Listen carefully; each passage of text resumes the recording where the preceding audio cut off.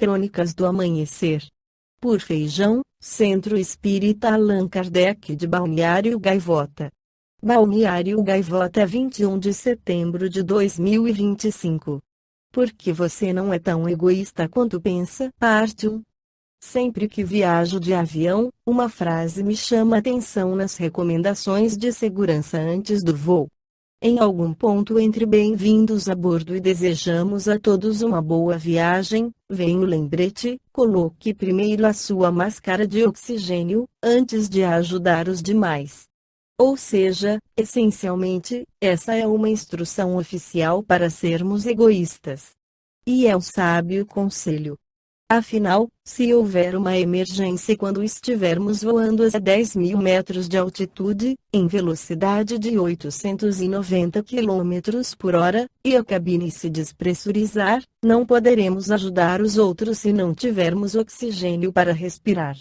Por outro lado, em um mundo que parece cada vez mais recompensar o narcisismo, pode haver o risco de que a mesma frase encontre ressonância em uma filosofia de vida um tanto problemática, a ideia de que devemos sempre nos colocar em primeiro lugar. E que a noção de egoísmo se sobrepõe ao altruísmo. O psicólogo holandês Geert Hofstede, 1928-2020, definiu o individualismo como a extensão a qual as pessoas se sentem independentes, ao contrário de serem interdependentes como membros de um todo maior.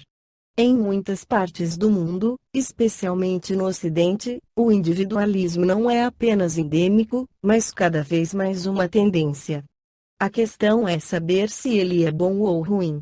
Elementos de psicologia, economia e biologia, sem falar nas ideias sobre os genes egoístas e no neodarwinismo, normalizaram a premissa de que a competição significa que os seres humanos são intrinsecamente cruéis, implacáveis ou egoístas, segundo o professor de psicologia Steve Taylor, da Universidade Leeds Beckett, no Reino Unido. O livro de Taylor, Disconnected, Desconectado, estuda como certos comportamentos humanos podem causar problemas sociais. Claramente, todos nós podemos ser egoístas. Afinal, a principal atribuição do nosso cérebro, sem dúvida, é nos manter vivos. Mas Taylor destaca que existem novas pesquisas que traçam um quadro mais otimista. Elas questionam a noção um tanto sombria de que nós sempre priorizamos apenas a nós mesmos. Um exemplo é o efeito do espectador, surgido nos anos 1960. Trata-se da ideia generalizada de que as pessoas tipicamente evitam intervir em uma crise quando há mais gente por perto. Essa teoria surgiu após a indignação causada pelo assassinato, em Nova York, da garçonete Kitty Genovese, 1935-1964, 28. Ela teria sido estuprada e morta em frente a cerca de 40 testemunhas, sem contar com a ajuda de ninguém. Mas o detalhe final da história por trás do efeito do espectador parece ser duvidoso. Genovese, de fato, foi tragicamente abusada e assassinada, mas as investigações sugerem que os relatos de que havia 38 espectadores passivos eram incorretos. Um estudo de 2007, por exemplo, indicou que não havia evidência de que qualquer pessoa tivesse presenciado o assassinato de Genovese, simplesmente sem fazer nada a respeito. Os pesquisadores concluíram que a história era uma parábola moderna e contá-la serviu para limitar o escopo do inquérito ao socorro de emergência. No Livro dos Espíritos, Allan Kardec pergunta na questão 917: qual o meio de destruir-se o egoísmo? De todas as imperfeições humanas, o egoísmo é a mais difícil de desenraizar-se, porque deriva da influência da matéria, influência de que o homem, ainda muito próximo de sua origem, não pôde libertar-se, e para cuja manutenção tudo concorre, suas leis, sua organização social, sua educação. O egoísmo se enfraquecerá à proporção que a vida moral for predominando sobre a vida material e, sobretudo, com a compreensão, que o Espiritismo vos faculta, do vosso estado futuro real, e não desfigurado por ficções alegóricas. Quando, bem compreendido, se houver identificado com os costumes e as crenças, o Espiritismo transformará os hábitos, os usos, as relações sociais. O egoísmo assenta na importância da personalidade. Ora, o Espiritismo, bem compreendido, repito, mostra as coisas de tão alto que o sentimento da personalidade desaparece, de certo modo, diante da imensidade. Destruindo essa importância, ou, pelo menos, reduzindo-a às suas legítimas proporções, ele necessariamente combate o egoísmo. O choque, que o homem experimenta, do egoísmo dos outros é o que muitas vezes o faz egoísta, por sentir a necessidade de colocar-se na defensiva. Notando que os outros pensam em si próprios e não nele, ei-lo levado a ocupar-se consigo, mais do que com os outros. Sirva de base às instituições sociais, às relações legais de povo a povo e de homem a homem, o princípio da caridade e da fraternidade, e cada um pensará menos na sua pessoa, ao ver que os outros também com ela se preocupam. Todos experimentarão a influência moralizadora do exemplo e do contato. Em face do atual extravasamento de egoísmo, grande virtude é verdadeiramente necessária para que alguém renuncie à sua personalidade em proveito dos outros, que com frequência absolutamente lhe não agradecem. Principalmente para os que possuam essa virtude é que o reino do céu se acha aberto.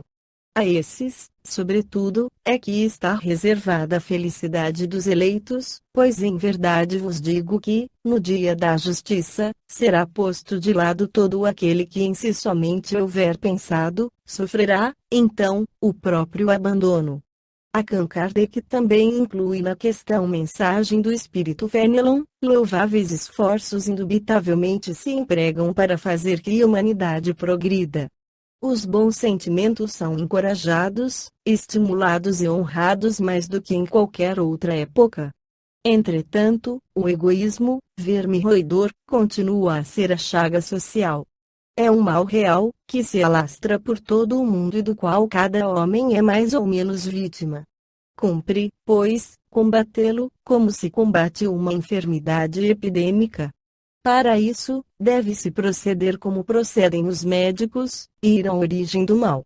Procurem-se, pois, em todas as partes do organismo social, da família aos povos, da choupana ao palácio, todas as causas, todas as influências que, ostensiva ou ocultamente, excitam, alimentam e desenvolvem o sentimento do egoísmo. Conhecidas as causas, o remédio se apresentará por si mesmo. Só restará então destruí-las, se não totalmente, de uma só vez, ao menos parcialmente, e o veneno pouco a pouco será eliminado. Poderá ser longa a cura, porque numerosas são as causas, mas não é impossível. Contudo, ela só se obterá se o mal for atacado em sua raiz, isto é, pela educação, não por essa educação que tende a fazer homens instruídos, mas pela que tende a fazer homens de bem. A educação, convenientemente entendida, constitui a chave do progresso moral. Quando se conhecer a arte de manejar os caracteres, como se conhece a de manejar as inteligências, conseguir-se-á corrigi-los, do mesmo modo que se aprumam plantas novas.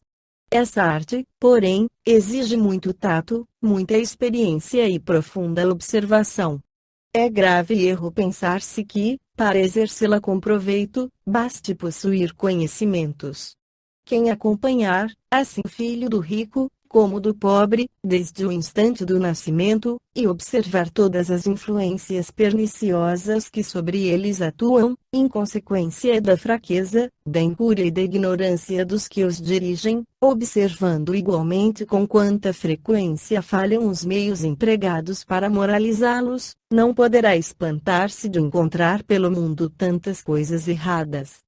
Faça-se com o moral o que se faz com a inteligência e ver-se-á que, se há naturezas refratárias, Muito maior do que se julga é o número das que apenas reclamam cultivo adequado, para produzir bons frutos. O homem deseja ser feliz e natural é o sentimento que dá origem a esse desejo. Por isso é que trabalha incessantemente para melhorar a sua posição na terra, que pesquisa as causas de seus males, para remediá-los.